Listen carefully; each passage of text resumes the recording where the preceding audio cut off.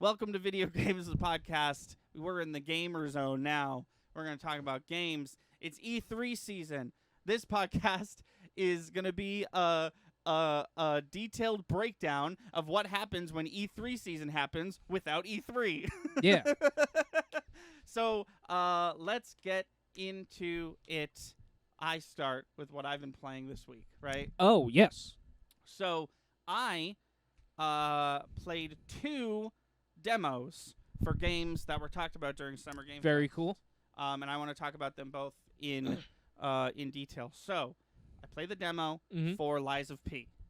Oh, okay, cool. It's a good 3 hours of the Holy game, shit. and you cannot carry progress over to the base game, which I thought was an interesting choice. So things to say real quick. Everyone knows I'm looking forward to this game. Mm-hmm. Everyone knows I played this game for about a half hour at PAX West Mhm. earlier last year.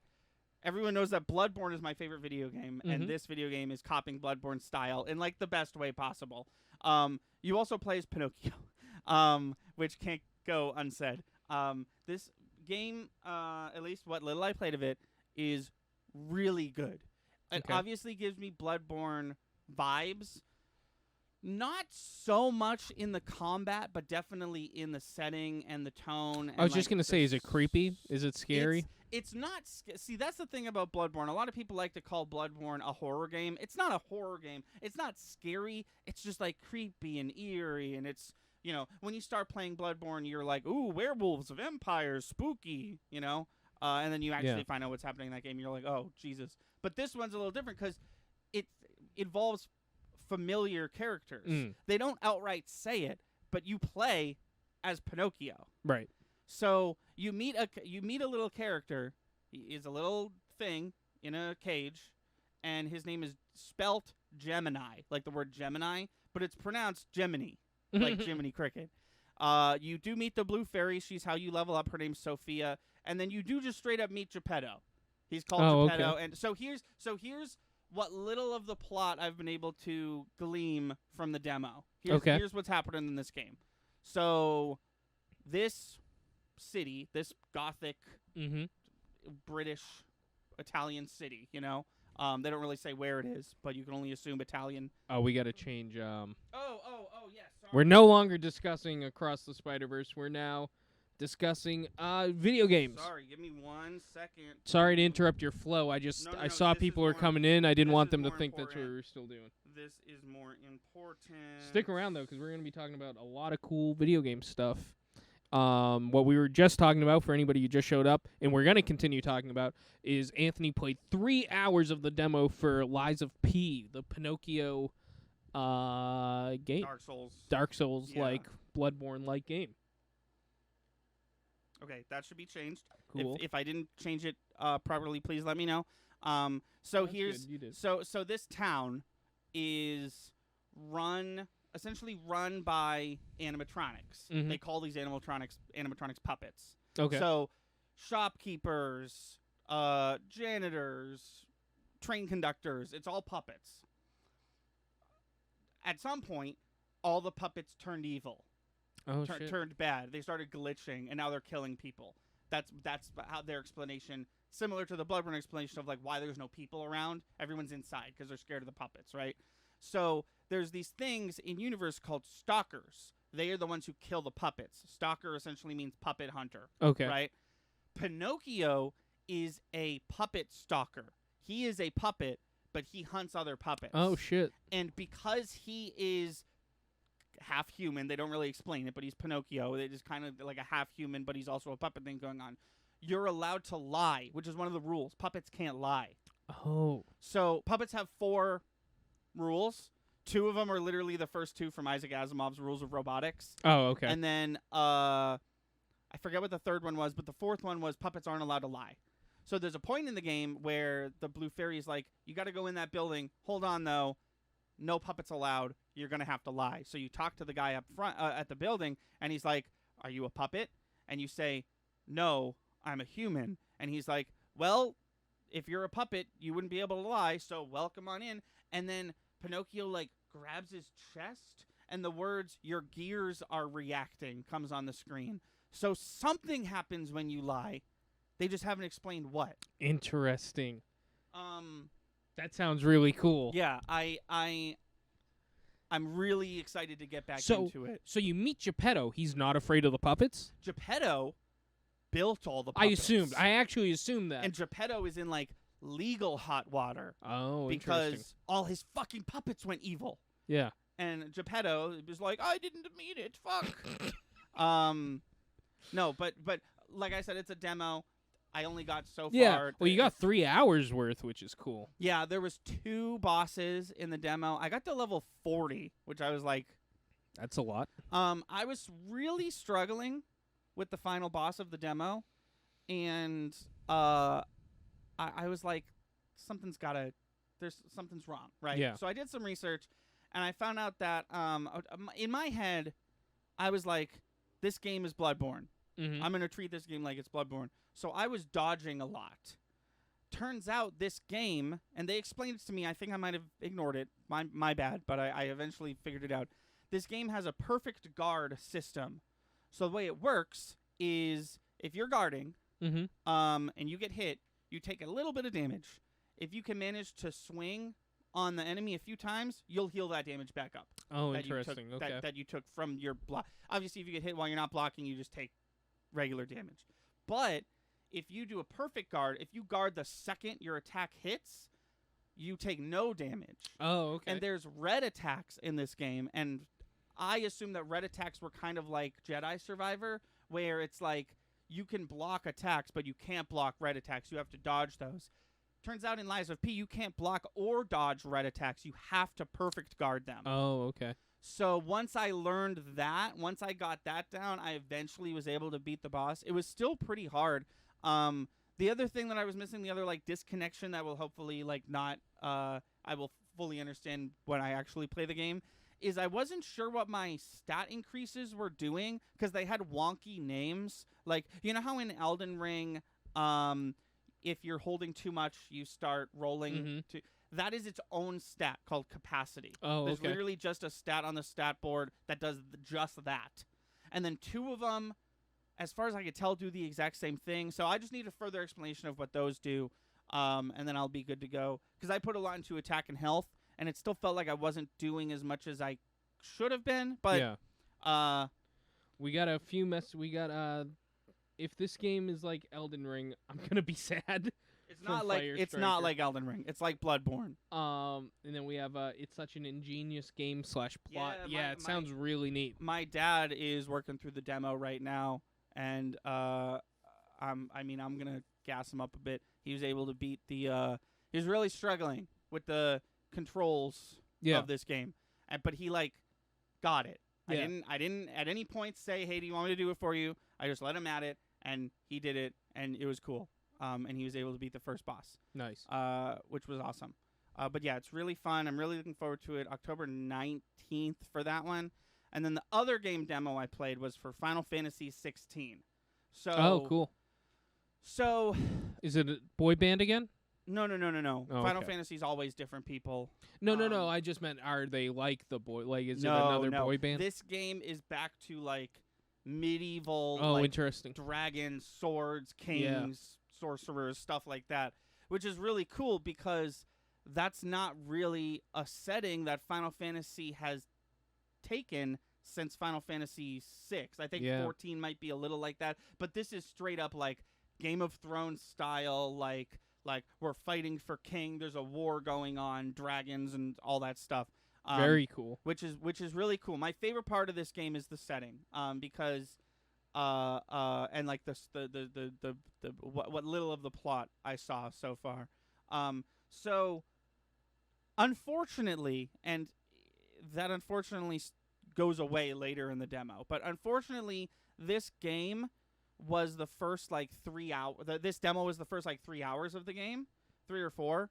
And Final Fantasy games, I'll be the first to admit, start off boring. Mm. And this game was no different. It had a slow start. It had a really long build up, a huge combat tutorial, which I participated in because it's a different combat style. I wanted to know how to do it, because it's an action game, but it's like it's not like Kingdom Hearts, but it's also not like Final Fantasy VII Remake. It's its own system, which was pretty cool. Well, I remember, correct me if I'm wrong, but 15 had kind of like an open world style combat, right? Wasn't it like you didn't go to a new screen when combat initiated? No, 15 is so interesting because it really feels like they were taking some cues from Monster Hunter in terms of combat. I don't know. 15 combat is weird. 15 made me think like if someone saw footage of Kingdom Hearts and they were like, make Kingdom Hearts 4, they would come up with Final Fantasy 15. It's like a little off, but it's not necessarily.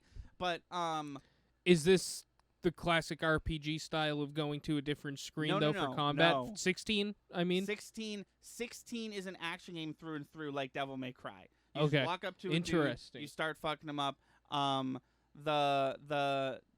The more I played, the more stuff I unlocked. I was like, oh, this is literally Devil May Cry, which is fantastic. I guess the combat director for Devil May Cry 5 actually literally worked on this game. Oh, okay. Which you can tell. So first 3 hours happens. I was getting a little bored, especially because the last little bit of the demo is like, it's like an on-rail shooter essentially. It's not like all the combat you've learned up until this point isn't helping you because it's like a forced little thing. And it was cool, but I was just like, I don't know. I don't know if this my takeaway from the demo was like, I don't know if this demo did a good job of like getting me excited for this game. Then once I beat the demo, they were like, good job, you beat it. Thanks for playing. You can carry that over to the main game. But before you go, there's like another mode that we have for you. It's like 16 hours later, you're going to have a ton of spells and abilities and summons and all this stuff. But this is just for the demo. You can't carry this part over to the base game. And I was like, I'm already 3 hours into this demo. I was like, okay, might as well. And I'm really glad they did that because that was the best part of the demo. It was so much fun. Not saying that the first 3 hours wasn't fun, but it was just like a very slow, like, here's how you do this. You know, all the necessary steps of the beginning of a video game. But, like, I got through all those steps, and then it was like, and now the demo's over. I was like, okay, sure.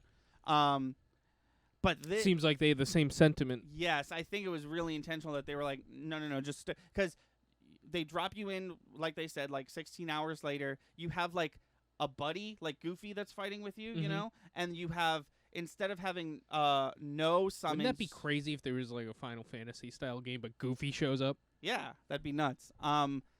We should make that. Yeah, you have like a dude with you, and then instead of having 0 summons, you have 3. Instead of having 1 set of attacks, so there's like a wheel of attacks, right?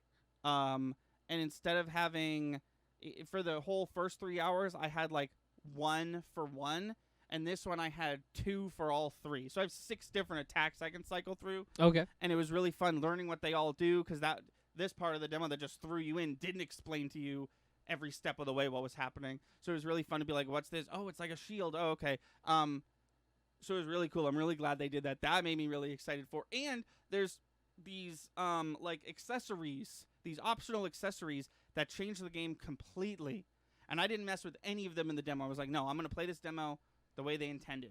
These rings do things like you can equip one that will auto heal if you get low. You can equip one that makes it so the game will pause for a second and give you a moment to react before hitting the block button. Stuff like that. Stuff that I was like, that's really cool that that's in there. It sounds like it's going to make the game easier. I just sort of want to play the game the way they intended. They put some of those on by default. And I'm glad they did because I didn't notice they did, so I didn't take them off, and it made the game way more fun.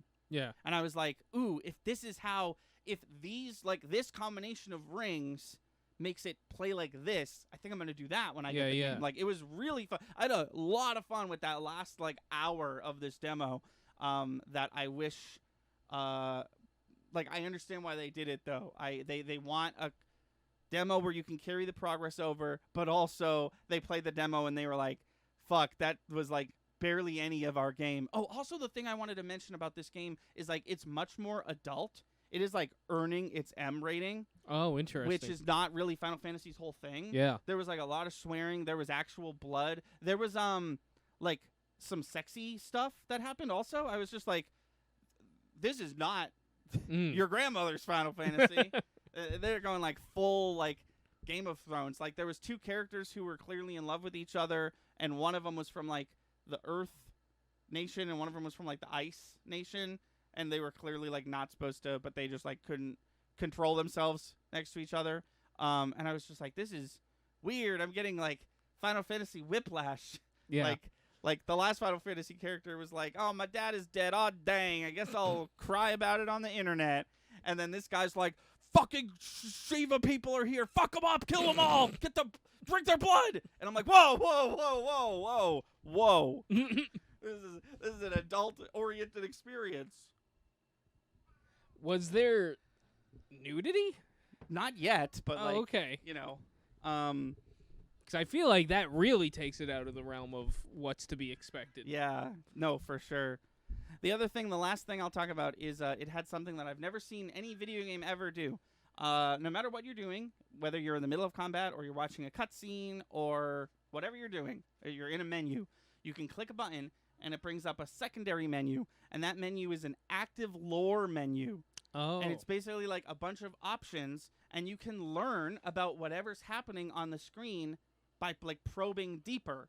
Like interesting. a scene with just 2 characters talking, you press the button, and there's like a Wikipedia article for both those characters. Oh wow, you can, like, that's really go neat. further into the game's lore if you wish. Yeah, I like that. Yeah, I like that too. I don't know how frequently I'll use it. I feel like that's the issue I'm missing from the Final Fantasy game we're playing right now.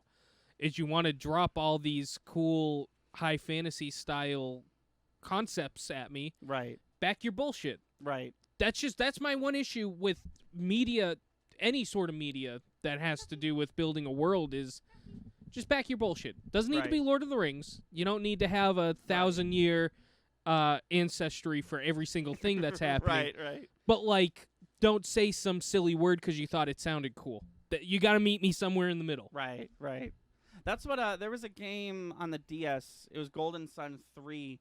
They had a thing where every time a character, and this kind of reminded me of that, every time a character would talk, their text would be black, but then sometimes there'd be a green word. And if there was a green word, you could click on it, and the bottom screen would give you an entire synopsis of what that word that's meant. neat. I like stuff like that. Because apparently in between Golden Sun 1 and 2, there was like a whole like civil war that happened, and like that's why these people do this, and that's why these people do this, and they don't really explain that. But then they get into you click on them and you get into the lore, and it's like, oh dang, that's very cool. Yeah. Anyways, that's what I played. I played other stuff obviously, but I really want to talk about the demos because it's like now it's like on theme with the summer game stuff. You've been doing a lot of school, so how was your? I have been playing video games. Good. And by that, I mean I've been playing 7 Days to Die. Nice. And I've got to say, I've started 3 7 Day to Die campaigns. Ignore me. This being, we're just trying to get Kat to chill. Yes. If I do this, she goes to her bed. There we go. Okay. The safe zone. I don't know how I trained her to do that, but if I blow directly on her face, she goes to her bed. Okay. I've started 3 7 Day to Die campaigns in my day. This being the third one. in your tenure of being a gamer.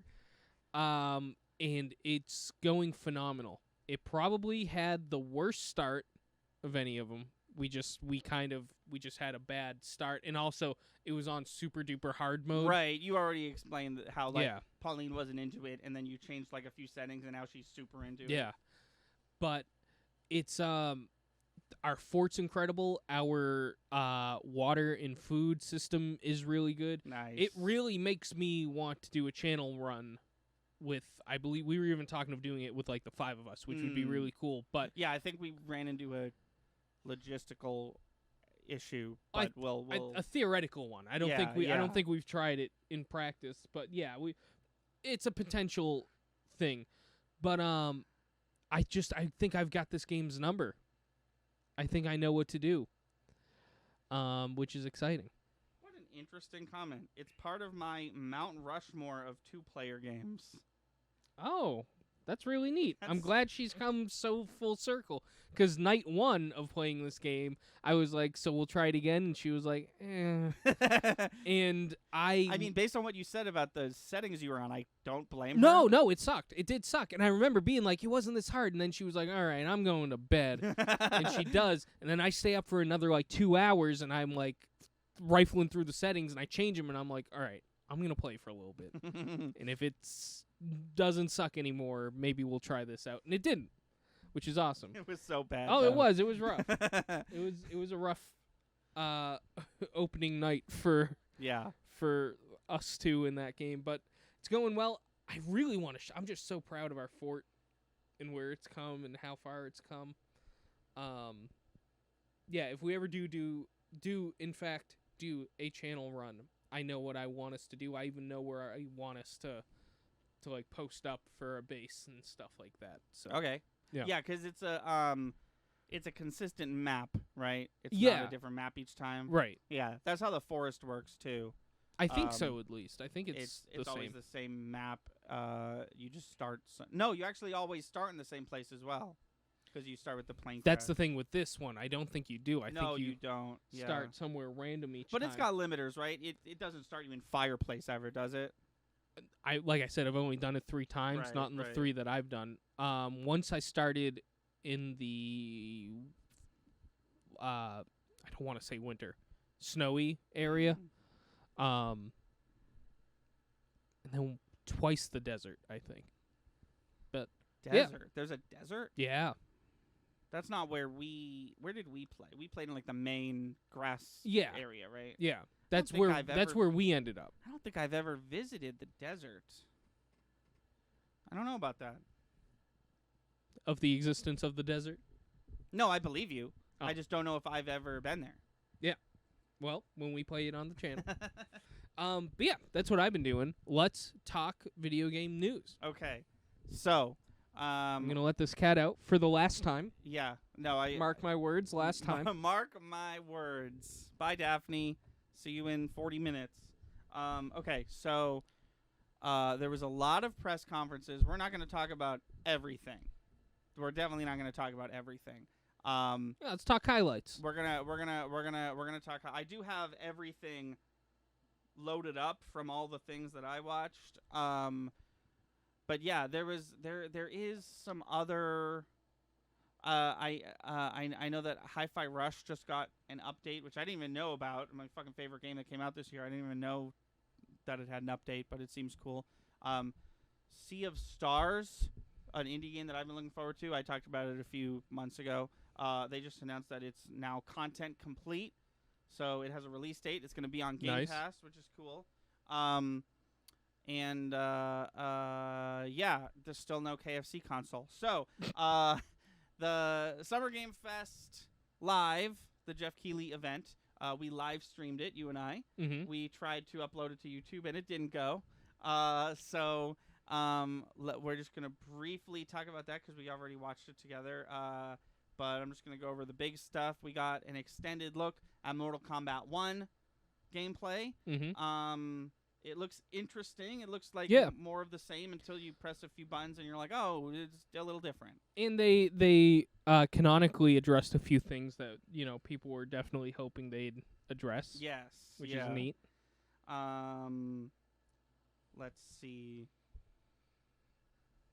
Yeah, so we got Path of Exile 2 is coming out. Witchfire's a first-person looking thing. Some VR stuff. Remnant 2. No, my brother's excited about that. There's a new Sonic game. That was an unexpected announcement. It's like and it gonna be looks like a 2D thing. Oh, it looks like it's gonna switch off, right? Maybe. Oh, I started. Oh. My phone's a trailer started on this page. I'm just gonna mute it. Yeah, it looks like it's gonna. Well, it looks like the game's gonna be 2D, but it might switch between old and new graphic styles. Oh, I'm sorry. Yeah, it's gonna be like a 2D side scroller. Yeah. It's gonna look. Yeah. That's what I was. Right. Honkai Star Rail coming to PS5. I already talked in depth about Lies of P. That was probably the highlight for me, especially because I did not expect a playable demo. Yeah. We gotta mention Sandland. Remind me. Because this Jeff Keighley was like famous manga artist. Oh, yes, this one. Yeah, making yeah. a game, and About that game. jokingly, because why would it be JoJo's Bizarre Adventure, right? Jokingly, one of us, I believe it was you, said, "Is it gonna be JoJo's Bizarre Adventure?" And then they show a desert, and then they show a jeep going through the desert In that art style of and JoJo. and then they show a dude dressed as Indiana Jones, and we were like, actually though, but no, it's called Sandland, which is I guess a manga. But then we were like, wait, a non beat 'em up JoJo game based off of part 2? 3, right. I hate how they do that. I mean, I like that that's how our heads are at. It should be 3. I think everybody thinks of it as 2 because no, they think it's part 3. Okay, good. It's That would be a season cool 2, game. but it's part 3. That's what it is. But the way they did it was a little bit of a tangent. Part 1 and part 2 is season 1. Part 3 is season 2 and 3. So now the seasons, like when they release part 7, it'll be season 7. You know. Yeah. So it's yeah. back to normal. But they really just were like, nah, people want part 3, I guess. But no, it's Akira Toriyama, the person I thought it was going to be. It's a non-Dragon Ball, non-Dragon Quest Akira Toriyama game coming out. Don't even know what those words are, so I'm going to skip them. Warhaven.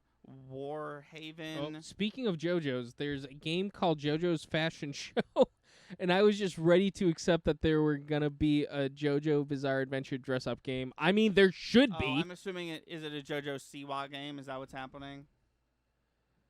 We have a theory where they get their powers from their fashion sense. Or no, I'm sorry, that's from something. Yeah, that's from clip something. from Cool Games Inc. Yeah. Alan Wake 2 showed off its first gameplay. It looks great. I love Alan Wake 1. It's been, does it say in this article? No, it's been a great deal of time. It's been like 13, 14 years since Alan Wake 1. New Warhammer game. Yes, Your Grace 2. John Carpenter's Toxic Commando, which was interesting because it's like a new IP, I guess, but it's got John Carpenter attached to it. They showed that the Baldur's Gate 3, which I guess is out, the second villain is going to be voiced by Jason Isaacs, who played Lucius Malfoy. That was yeah, a that's big right. thing That's for right. some reason.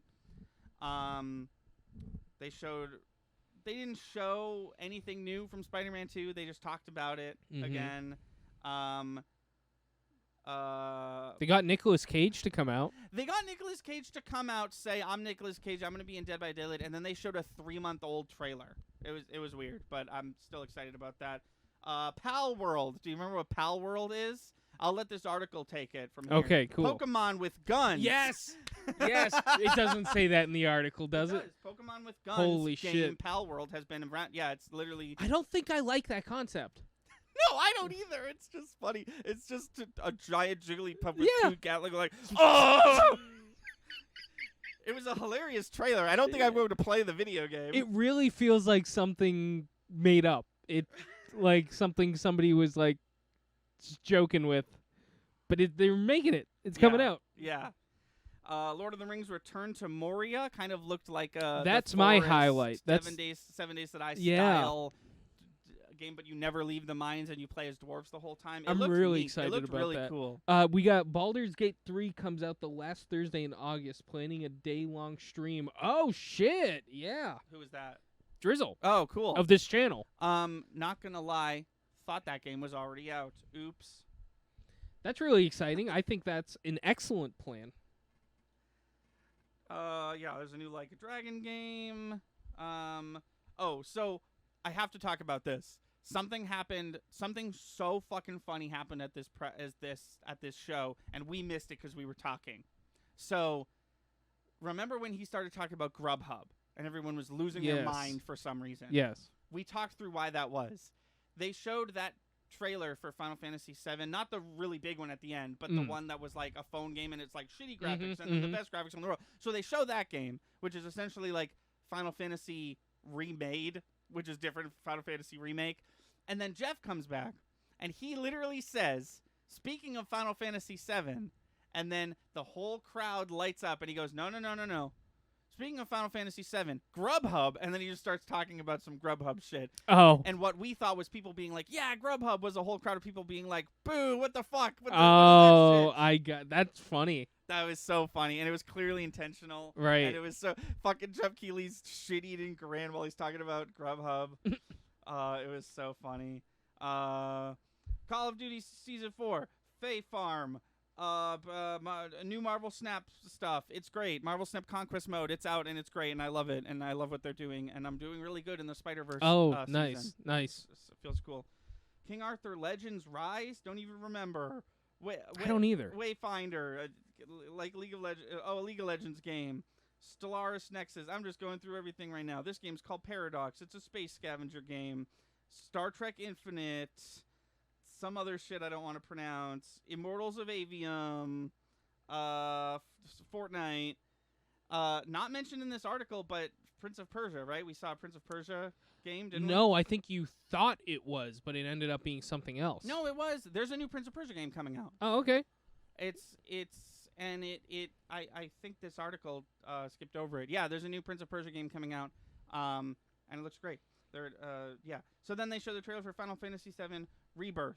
I talked a lot about this during the thing, so I'm not going to talk too much about it. I'm excited for this. Obviously, they're doing some timeline wonkiness. Oh, okay. And I'm really there for it, because in the first so Final Fantasy VII comes out, right? And then like 30 years later they make Final Fantasy VII Remake, and it's outstanding. Final Fantasy VII Remake is a third of the story. Oh, okay. But we knew this. We knew it was going to be a 3-part game, Yeah. right?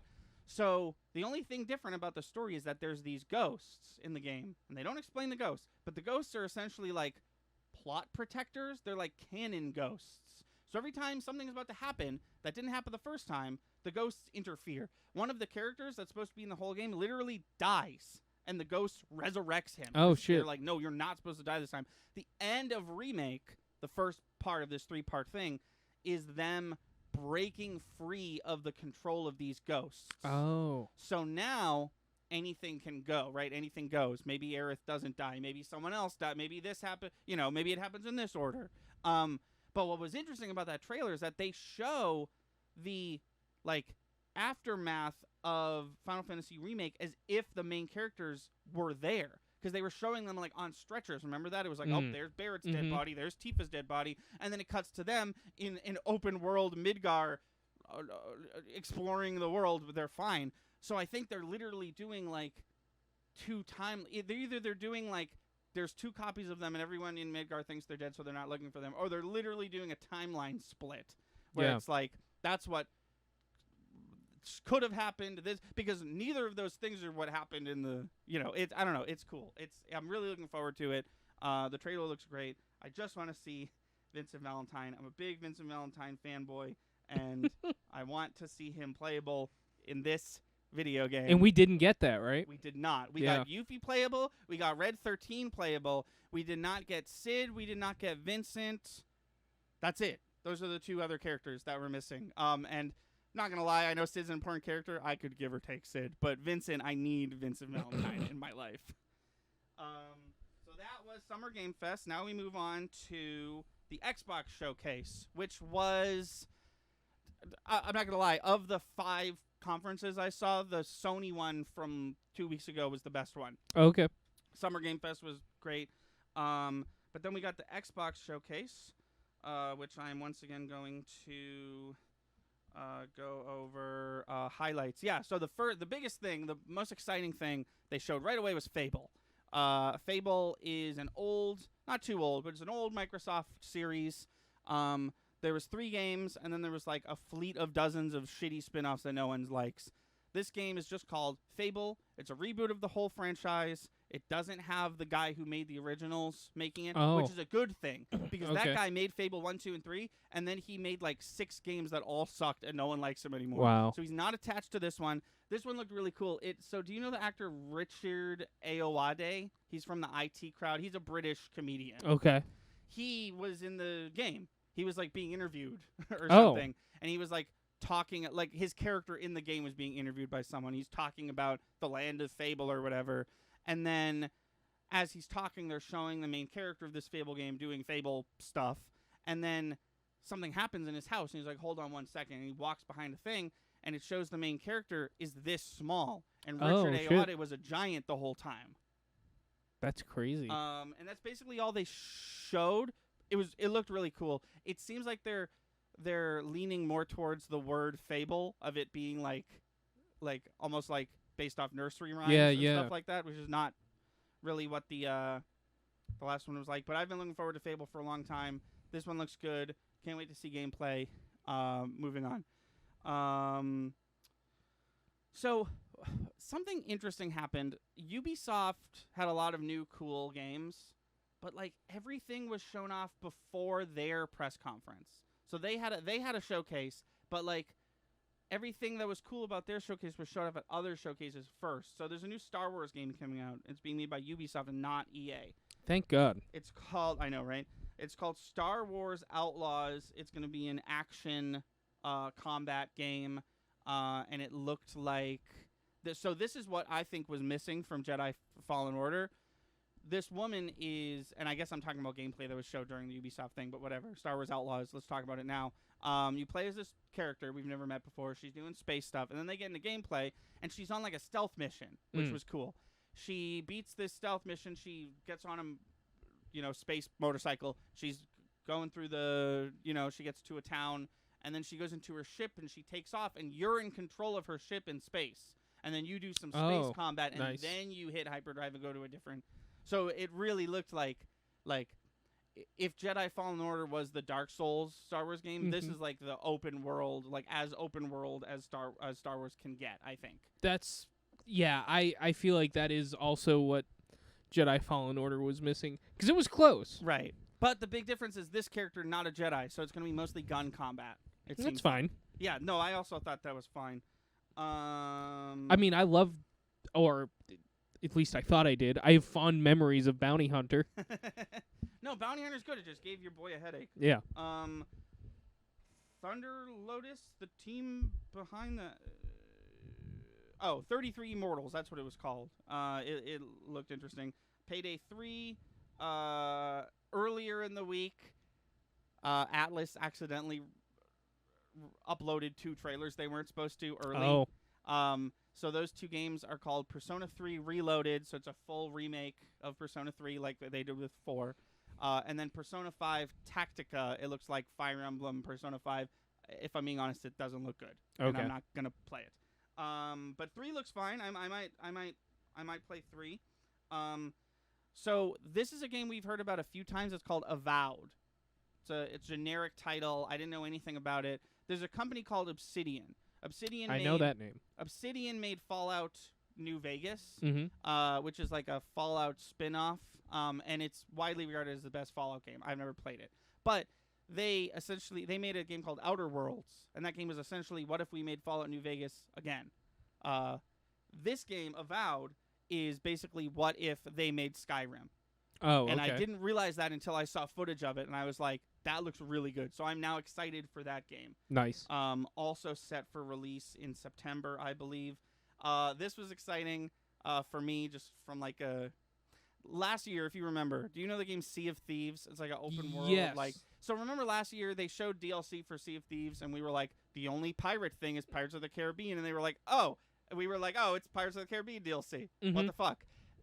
That basically happened again, where I was like, I'm watching this trailer, and I was like, the only like pirate thing is Pirates of the Caribbean, but they're doing another. And I was like, last time they announced DLC on the stage like this, it was Pirates of the Caribbean. What is it going to be? Unless it's Monkey Island. And then the Monkey Island theme started. I was like, hey, it is Monkey Island. That's fine. So they're doing Monkey Island, and they got the original voice actor of the main character of Monkey Island. I mean, I know another pirate thing they could throw in there. Lay it on me. VeggieTales. What the fuck? I did not expect you to say that. Yeah. Yeah, sure. Fuck it. Throw a talking cucumber into the... Yeah. into the... Who likes to talk about the Christian God. True. I keep forgetting that about VeggieTales. They announced a new Microsoft Flight Simulator, and then they announced you can play as a Dune ship in Microsoft Simulator. I really don't think the people who play Microsoft Simulator want that. They showed more Senua's Saga Hellblade 2. They showed another like a dragon game. Fallout 76 is good, we swear. This, I don't even know what it is, so I'm going to skip it. There was some Forza stuff. It got pretty boring from here. Elder Scrolls, Overwatch 2. They talked about that second Atlas game. And then they talked about Starfield. After the Xbox showcase, there was an entire Starfield showcase. Starfield is what Bethesda is making next, the people who make Fallout and Skyrim. Mm-hmm. I totally skipped it. I did not watch it. Oh, okay. So I'm not going to be talking about it. There's a new Atlas game coming out that I thought was just like Shin Megami Tensei 5 DLC, but it's a completely different game. It's called Metaphor Refantasio. I did not pronounce it as good as my uncle Phil Spencer did. He rolled off his tongue. And then, there was a game called Clockwork Revolution that looked like someone wanted to make BioShock Infinite again, and then that was it. It was fine. It was not as good as the Sony one, but it's not a competition. It just I was a little like. Plus, it was long. Yeah. All these were too long. That's the one takeaway I have. The Capcom one, I have a lot of complaints about the Capcom one, but it was short. All you have to do is cut out the talking. Yeah. That was what was great about the Sony one. It was trailer. Yeah, Summerfest could have been 20 minutes, 30 minutes shorter. One guy at the Sony thing came out for like 2 minutes to talk about the new Sony Switch and the new Sony headphones, and that was it. And the rest of it was just trailer. So the Ubisoft one was weird because a lot of the stuff we've already seen at other showcases, and it seems like that always happens. But they showed off that Avatar game. It's called Avatar: Frontiers of Pandora. Avatar: The Blue People, not the. They showed actual gameplay of Prince of Persia: The Lost Crown. There's more Division. They're still making Skull and Bones. The Castlevania Netflix anime. Mm-hmm. The guy who made that is making like 4 other shows right now. Right. And one of them they showed a trailer for. Oh, cool. It's called Captain Laserhawk, a Blood Dragon Remix. So back when they made Far Cry 3, they made a DLC pack called Far Cry 3 Blood Dragon, and it exploded. Blood Dragon is basically like, it takes place in like a hyper-realized like VR world of the 90s. Like there's VHS tapes and everything's neon, and apparently, I've never played this DLC, but it exploded. Everyone loves it. And apparently a facet of this world is a bunch of Ubisoft cameos. Oh, okay. Like, sorry about that. We crashed. We're almost done. It always happens right when we're almost done, which is unfortunate. Yeah, I wonder why. So usually we can pinpoint exactly why. Are we good? Weirdly, it said the broadcast had ended, but you guys kept talking. That is weird. Oh. I wonder what the VOD of that will look like. That's interesting. Well, anyways, I'm going to get back into it. So they showed gameplay. I'll just start this bit over because I don't know what got cut. They showed gameplay footage for Assassin's Creed Mirage. I'm very much looking forward to it. They're making an old Assassin's Creed game, but they're making it new, and it looks so good. And then they also showed Assassin's Creed Nexus VR. I'm less excited about this, but they're making an Assassin's Creed VR thing. But they did show that the 3 playable characters are going to be across the timelines. It's going to be Ezio from 2, Connor from 3, and I believe her name is Catherine from Odyssey, the one that the one of the brand new ones that takes place in Greek. So that was neat. And then they showed that gameplay footage of Star Wars Outlaws that I was talking about, which made it look good because you can show Star Wars stuff all you want, but like show me some gameplay. Right. And then they once again, I don't know why they did this, but they were like, "Hey, you know how we mentioned that Rayman is gonna be in Mario plus Rabbids Kingdom Battle? Well, he still is. Bye. Like no release date, no gameplay footage. I was just like, okay, thanks, Ubisoft, I guess. And I gotta say, real quick, because this article didn't mention it, but they did talk about Just Dance 2024. And I'm sorry, they didn't just talk about Just Dance 2024. Did they have a dance party? Oh, yeah, they opened with like a 10-minute long Just Dance 2024 dance party. And I need to stop to complain about that for a moment, sure, if you don't mind. Because holy fuck, nobody cares. And I'm not saying nobody cares about Just Dance. Of course people love Just Dance. Just Dance has a great audience. It's huge, and that's why there's so fucking many Just Dance games, because people love those games. I don't think that the people who play Just Dance are like watching the Just Dance competition every E3 and being like, yes, fuck yes. Like I equate people who play Just Dance to people who play sports games. There are people out there who all they play is Madden, and that's fine. I'm glad those people exist. They're not offending me, and they're keeping that part of the video game, alive, I don't think that if during E3 a bunch of football players broke out into like a game right there in front of Aisha Tyler, that they would give a shit, and that would get them hype about the new Madden game. Right. I just don't. It's like the Just Dance off is like when they show up with a real car. I do not give a shit. If I'm the type of guy who only buys Forza and that's the only games I play, I don't want to look at a real car. I want to. It's just so dumb to me. I don't know why we continue to do. Like, is there anyone who's like, ooh, I wonder what song the dance is going to be? Even if you do want to have a little dance thing going on for your announcement, it doesn't have to be a whole Bollywood production of a like you said, it was 10 minutes. Like, I've witnessed at least one of these. Oh, yeah. They get extravagant. Does it have to be? This time they had a trailer playing with people dancing, playing the game in the trailer. Then the actual actors from that trailer came onto the stage and continued dancing in real life. And I was just like, too much. This is too much involvement. Please. Yeah, so then we move on to Capcom, and Capcom once again, and here's the deal. I want to separate these two thoughts. Capcom makes exceptional video games, and they're fucking killing it right now. Their press conferences suck. Oh, geez. Because they reveal like nothing. They talk about basically nothing. Here's literally everything that was at the Capcom thing. They talked about Kunitsugami Path of the Goddess, which was a game I skipped over earlier, which talked about earlier in the week at the Summer Games Fest, or one of them. It looks neat. I'll put it there. They talked about Street Fighter 6, a game that's already out. They talked about Resident Evil 4 Remake VR, which, sure, make that. Not to be confused with Resident Evil 4 VR, which also just came out. They talked about Pragmata. Just kidding. Do you remember a few years ago there was a trailer for a game that we hadn't heard of, and it was like a guy in a spacesuit and a little girl, and he was like trying to save the little girl, and he's shooting, and then they like fly off into space. Yeah. That game got delayed, and this trailer was them basically saying like, we already delayed it to 2023. Now we're delaying it until, oh, sorry. And that was the whole trailer. I'm not going to say anything. That was the whole trailer.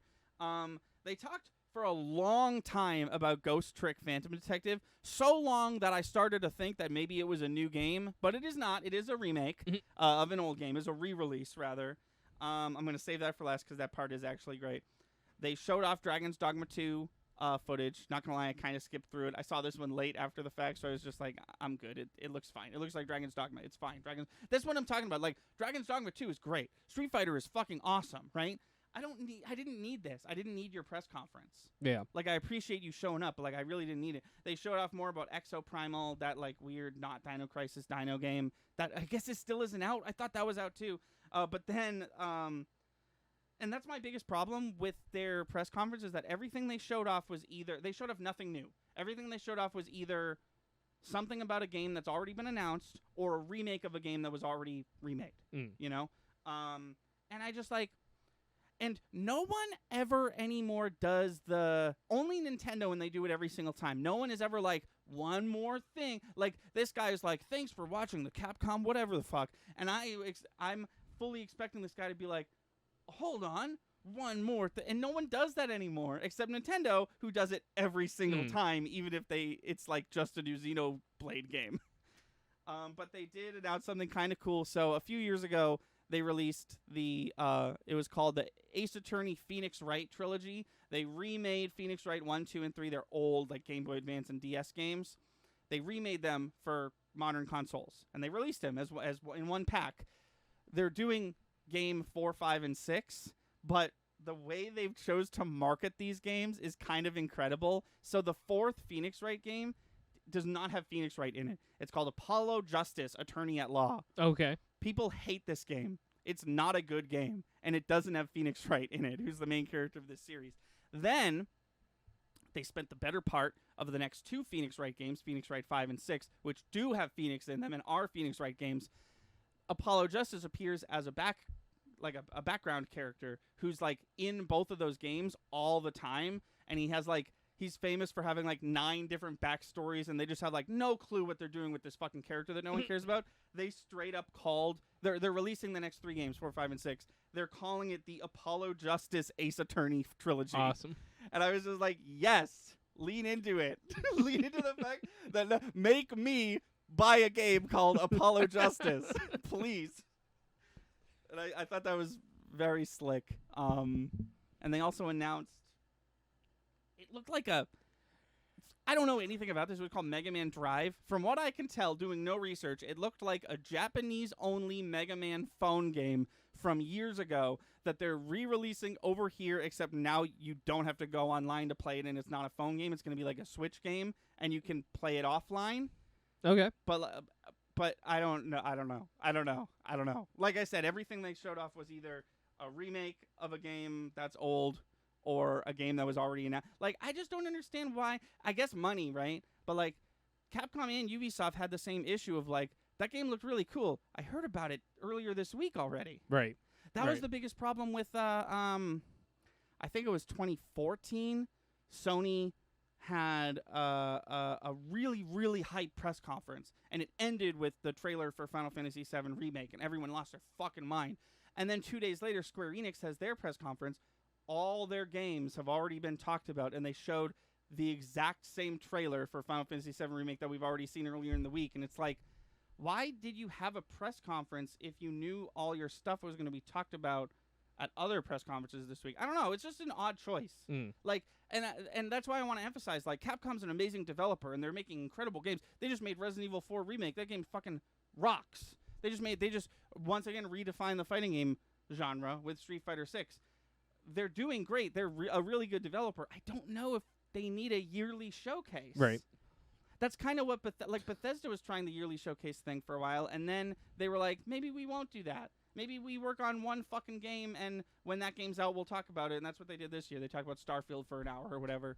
But we don't need a Bethesda press conference every single year, and we don't get one, but we get a Capcom one every single year, even though I've never enjoyed a Capcom press conference. I think this is the 3rd or 4th year in a row that they've had a dedicated Capcom showcase, and every time I'm just like, you're fucking it up again as far as the conferences are concerned. These games are all great, and I can't wait to play them, but like, the one thing that I was excited about is that they did not mention Monster Hunter. They got away. They did a whole showcase, didn't mention Monster Hunter.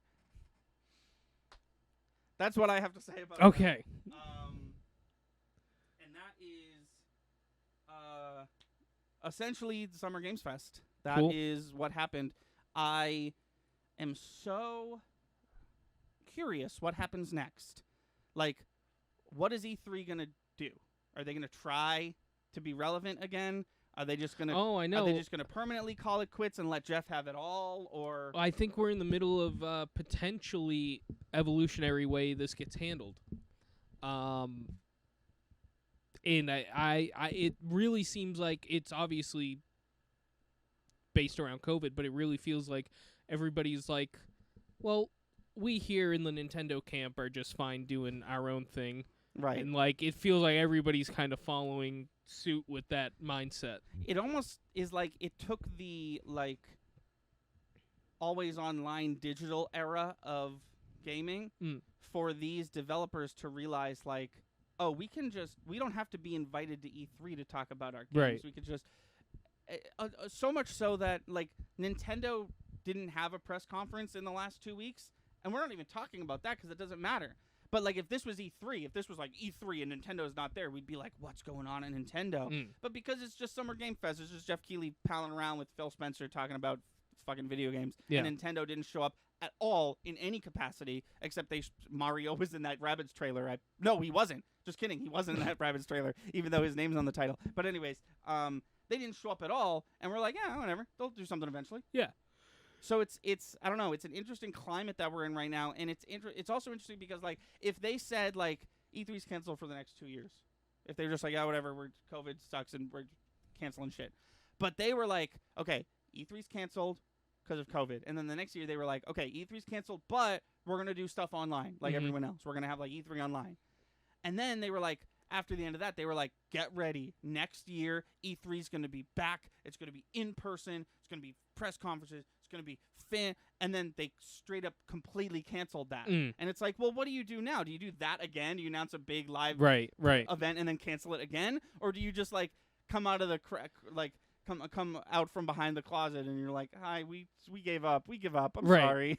I think we'll definitely get.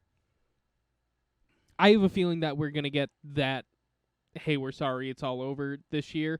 Or they're going to, I don't know, I guess ignore what happened this year and just do it again and pray to God that it actually happens.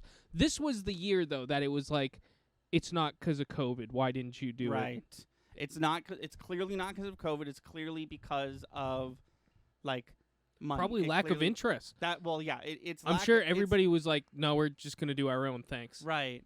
No, that's the thing. If you're E3 and you're like, "That's right, we're gonna have E3," and then you go to Xbox and Sony and Ubisoft and Capcom and Nintendo, and you're like, "We're gonna have E3, right?" And they all say no. Right. That's gotta be what it was, right? And then it becomes like, you're E3 and you're like, "Okay, well, we got a couple different indie devs." Here's our list of people who are going to be here. Oh, just kidding. It got smaller because Microsoft bought another studio. What do we do for our show's going to suck? Let's just cancel. I guess it's too much money to put on this show for essentially nobody. Right. But I do want to bring it all back and say that E3 has always been like two things. It's always been trailers and new games and stuff, but it's also been like a place where people can like sell their game, like where an indie developer who maybe worked on a game all by himself, who's trying to get it released with a big publisher, like can go like elevator pitch himself to like 50 different. I hope that part of it is fine. Like it seems like indie games are better now than they're just keep getting better and better each year, right? So maybe that's not an issue, but I really hope that part of E3, like, what if E3 truly is over, I hope that part of E3 wasn't like so important that that's going to impact the indie game scene in like a really heavy way. And if it is, hopefully Summer Game Fest or something like that picks it up. Yeah, because I know Summer Game Fest has a small invite-only in-person event. Yeah, that they have. There was a huge Final Fantasy 16 Ifrit statue that I saw a bunch of content creators posing with. It was just so cool. But yeah, it's an interesting time. I didn't think we'd be here. I really thought, like, if you asked me in 6th, 7th grade, I'd be like, nah, E3 is going to be around forever. Right. Like, that's the biggest thing ever. And, of course, it's going to be around. But it seems seemingly not. It seems like it's not around anymore. But it really does seem like the spirit of it is sticking around. Oh, yeah, for sure. No, well, there's a completely intentional that all of these Summer Game Fest press conferences happened this week, right? Because this is when E3 would have been, right? So it really is like, sure, E3's gone, but like, is it real? Like, there's not a giant hole left by E3. And I really do just want to shout out to Jeff Keighley once again, a man who started his career as a big joke, a big meme, and he's just like come out the other side of this thing like one of the most important people in like this part of it, in the like advertising. Like, Jeff Keighley's never made a game. He doesn't make video games, but like as far as like promoting and he's announcing, what we want to be. He's just like he was the host of everything, and then he like made sure he was the host of everything, because now it's Jeff Keighley's Summer Game Fest. And in my life I've done a full circle on a full 180 on this dude, of like making fun of him, leaning into the meme, thinking he's so funny whenever he shows up, and now I'm just like have the utmost respect for this person who is just like single-handedly like taking it among himself to save an industry that didn't need saving. Right. And I think that's really cool. And I want to shout him out again because he's awesome. Sure. And we wouldn't even have the discussion we just had on this podcast just now if it wasn't for him. Oh, absolutely. Absolutely. So that's really cool. And he's cool and means a lot to me, and I want to meet him someday. But that's gonna do it for look at that, 7 o'clock. Yep, exactly. on the dot. If we didn't crash, Professionals. we'd Well, if we were professional, it wouldn't have crashed. That's a lie. People crash all the time. Thank you for watching. Please be sure to like and subscribe. Our channel has daily uploads from podcast video essays, let's plays to skits. Be sure to watch on Twitch. We stream all our video game and podcast content live at 5 EST every Wednesday, Friday, and Sunday. Our intro is by Brad Kendrick and music by Froggy and the Friendship. Link to all that in the description below. Thanks again, and we'll see you next time.